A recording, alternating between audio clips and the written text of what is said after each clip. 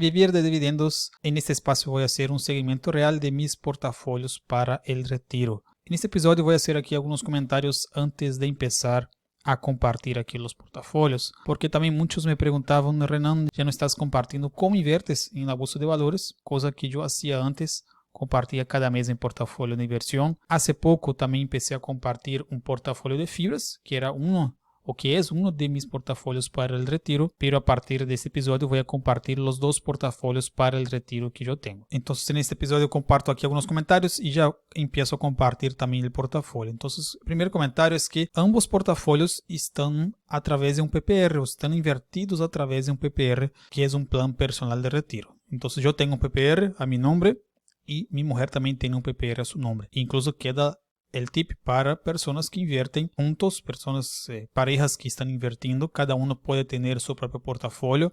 Nosotros tenemos porque ambos estamos realizando facturas, entonces nos conviene a que ambos, aparte de invertir, también estamos pudiendo hacer deducciones ante el SAT. En estos episodios va a haber siempre aquí en el título el nombre Vivir de Dividendos y el mes en el que hace referencia el episodio en relación a los movimientos y también a los dividendos recibidos. En este mes, por ejemplo, vamos a hablar del mes de enero del año 2026. Tenemos mi mujer y yo entonces un portafolio que es en acciones y otro portafolio que es en fibras. Yo de manera personal tengo preferencia por invertir en acciones con relación a fibras, por el potencial que tienen las acciones en relación a plusvalía a largo plazo. Y vamos a contar aquí una historia muy breve solo para ejemplificar lo que yo estoy diciendo.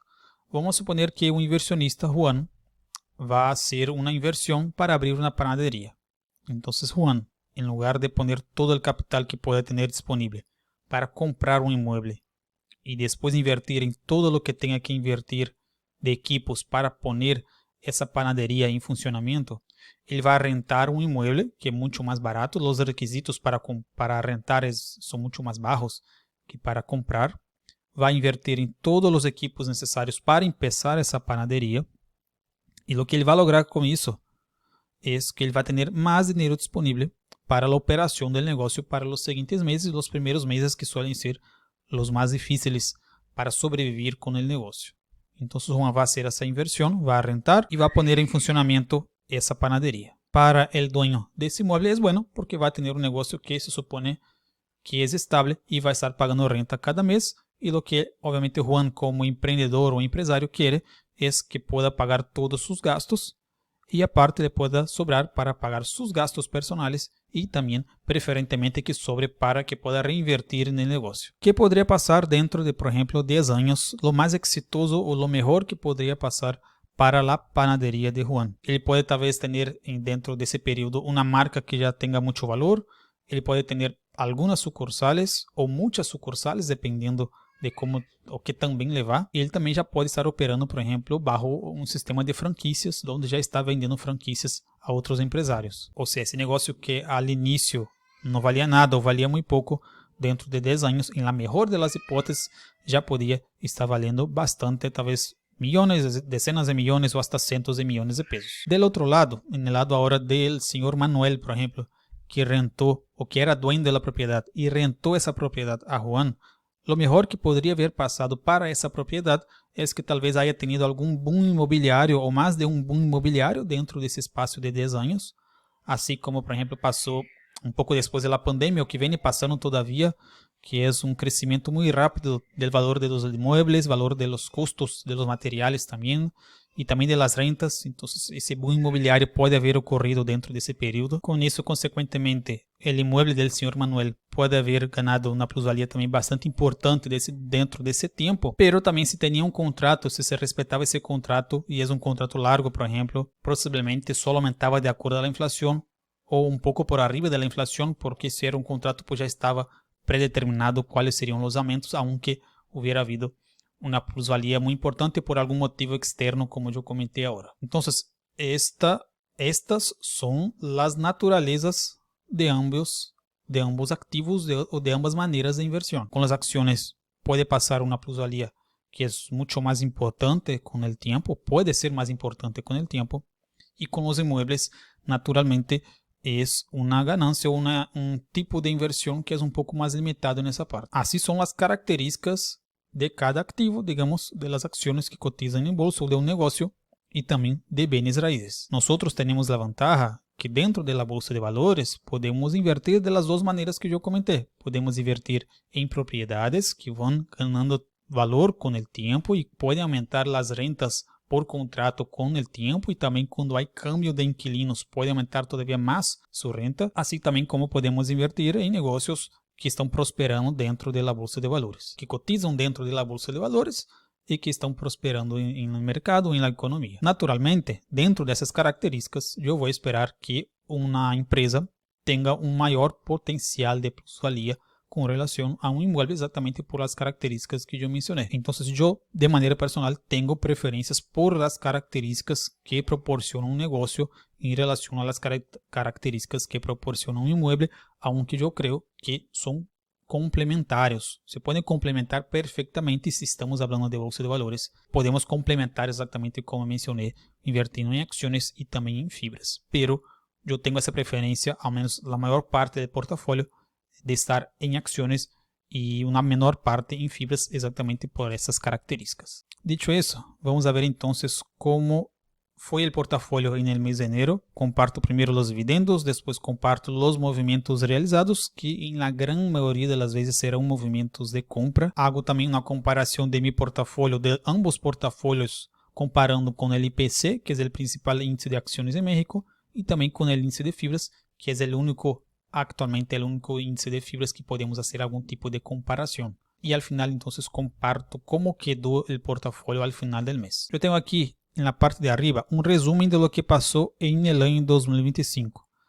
O portafolio de acciones generou um dividendo de 38.206.59 pesos, el de fibras 1.811.42, el total em 2025 foi de 40.018.01, um promédio ao mês de 3.334.83 e um promédio ao dia de 109.64, dado solo para términos de curiosidade, porque al final saber quanto se genera de cada dia não é talvez el dato mais importante, ¿no? En el mes de enero se generou 49.80 pesos de dividendos de acciones y 488.16 en fibras, un total de 537.96.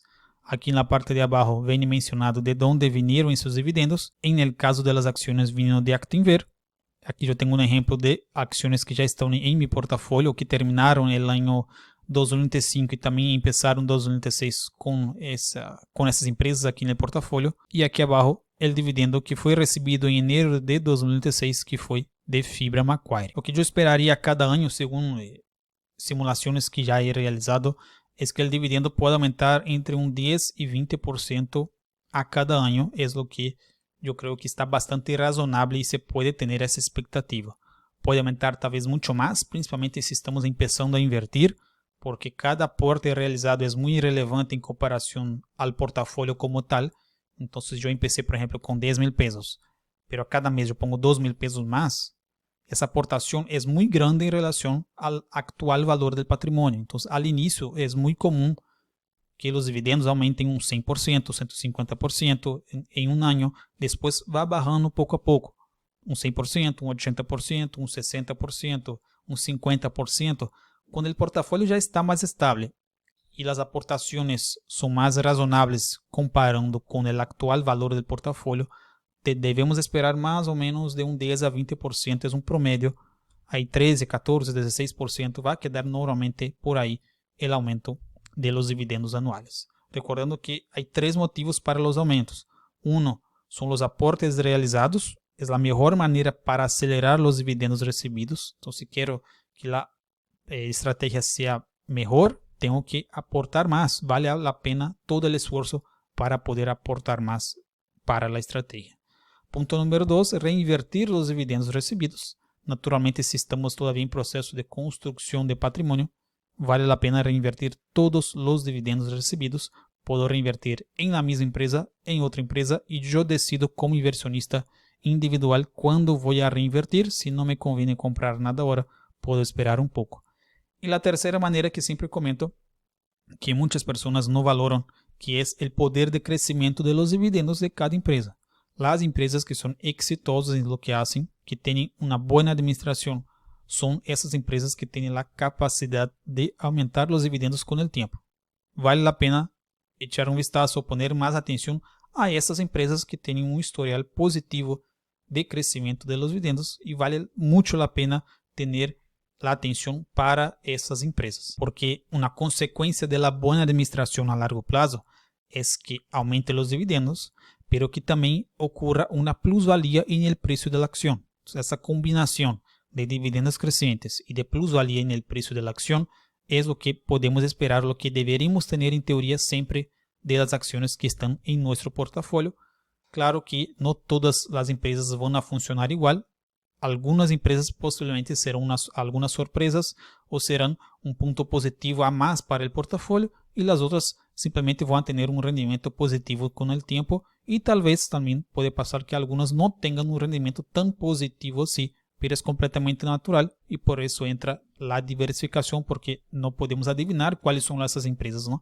Nós agregamos 6, 7, 8, 10, 3 empresas no portafolio, talvez uma que outra sejam empresas muito exitosas, as outras simplesmente serão empresas exitosas e uma que outra pode aqui estar um pouco mais ao final aqui da lista das empresas de nosso portafolio, ao menos em termos de rentabilidade. Pode passar também que a curto prazo não aumente os dividendos todos os anos, pode passar, às vezes cambiamos de empresa, às vezes uma empresa hizo um pago extraordinário, coisa que a mim me ha ocorrido em el año 2025.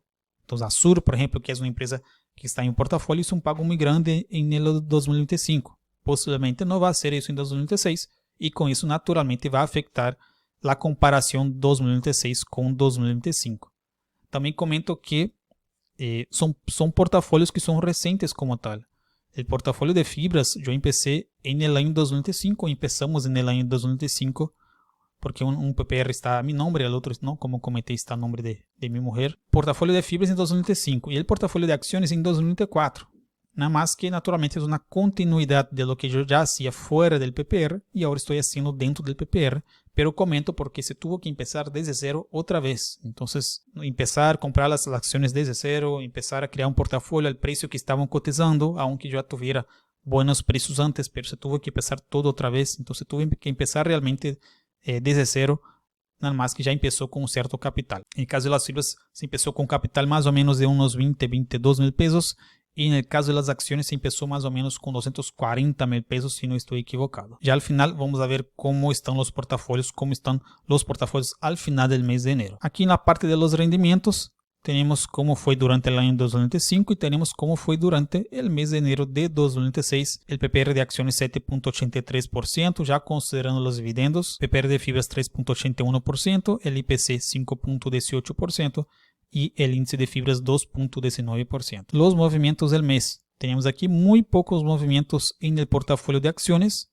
Lo que normalmente he realizado, al menos en los últimos meses, es depositar más o menos 4 mil pesos entre los dos PPRs. Eso significa un promedio de aproximado 2 mil pesos en cada PPR, aunque no todos los meses deposito exactamente la misma cantidad en cada uno, pero en muchos meses yo deposito exactamente lo que se deposita em um PPR e também se deposita em el outro PPR, pero não necessariamente será assim todos os meses. Então aqui foi um depósito de 1.377 pesos em enero, depois compra de 18 títulos de Actinver, 4 títulos de OMA, tenho aqui também mencionado os preços, outro depósito de 788 pesos e por fim más títulos de Actinver comprados a 22 pesos. Fue un mes donde se recibió muy pocos dividendos, entonces prácticamente todo lo que fue de compras fue lo que se aportó durante el mes de enero. En el portafolio de fibras tenemos aquí a un lado. También hice depósitos de 1.591.83, de 970.30. Hubo compras, pero también hubo ventas, que es algo que va a ocurrir muy difícilmente dentro de ese portafolio. Hasta porque no importa la empresa, pero as ventas para mim sempre são muito questionáveis. Sempre me pergunto bastante antes, durante e depois de realizar as ventas se era necessário realizar essa venta. Porque sempre tenho a ideia de que se estou comprando, se estou fazendo ao menos um básico de uma análise para comprar uma empresa que eu considero que é boa, a bom preço e que paga um bom dividendo, com a intenção de receber uma renta, não nesse caso, pues dividendos, ¿por que estou vendendo? Então sempre realizo esse pensamento crítico, aunque como tal não tenho a necessidade de justificar-me.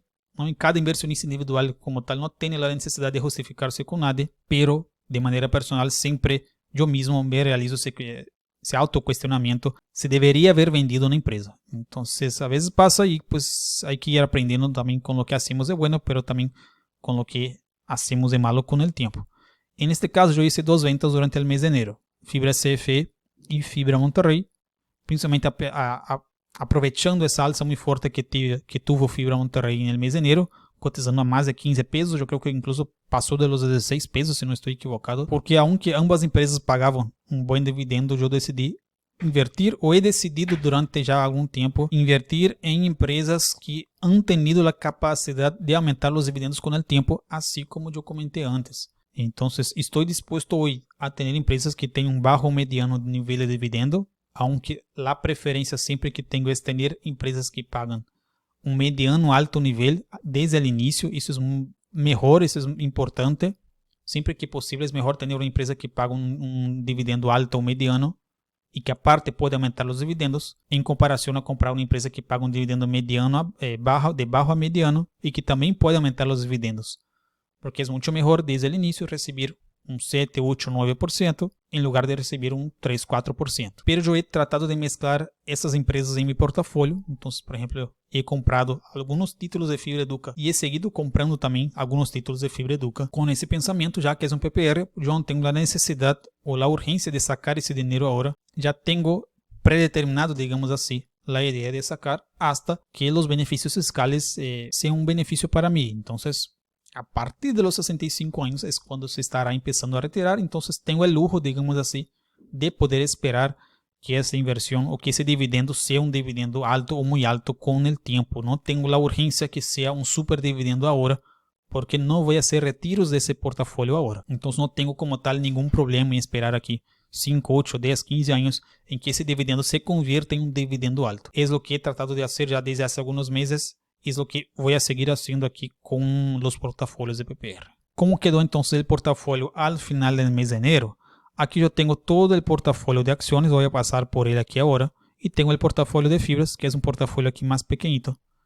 Voy a empezar aquí por él, porque solo tengo al final del mes de enero 4 empresas, que es Fibra Macquarie, Fibra Prologis, Educa y Fibra Nova. Aquí tengo ordenado por el valor de cada empresa, entonces la más importante en este caso para el portafolio de fibras era Fibra Macquarie, después Fibra Prologis y así en esa orden. Y aquí tengo el valor del portafolio que era un poco más de 67,000 pesos al final del mes de enero. Hago aquí naturalmente el acompañamiento de la plusvalía, entonces para saber nada más si hay plusvalía o no sobre el precio, sobre mi precio de costo promedio, comparando con el precio del mercado. También hago un acompañamiento aquí del número de títulos que yo tengo con la cantidad de títulos en circulación para saber mi participación en las empresas, porque como me convierto en socio de esa empresa, me gusta checar también ese número. Obviamente al inicio serán números muy bajos, porque vamos a tener una cantidad de títulos naturalmente muy baja en comparación con todos los títulos en circulación del mercado. Pero a mí me gustaría, por ejemplo, en algún momento tener tal vez el 1% de participación de una empresa que cotiza en bolsa. No voy a poder comprar el 1% tal vez de un jalón, pero me gusta ver el acompañamiento y el crecimiento de la participación que yo tengo en la empresa. Y tengo aquí también el portafolio de acciones que viene también en orden de importancia aquí con la participación más importante que es Banorte. También tengo Azur, después Banbarrio, Qualitas, Actinver, Fragua, Petrobras, Gentera, OMA y tengo todavía a finales del mes de enero algunos ETFs que yo había comprado desde el inicio aquí para ese portafolio de acciones, que es un ETF que replica el Nasdaq, pero de manera acumulativa, o sea, no distribuye dividendos.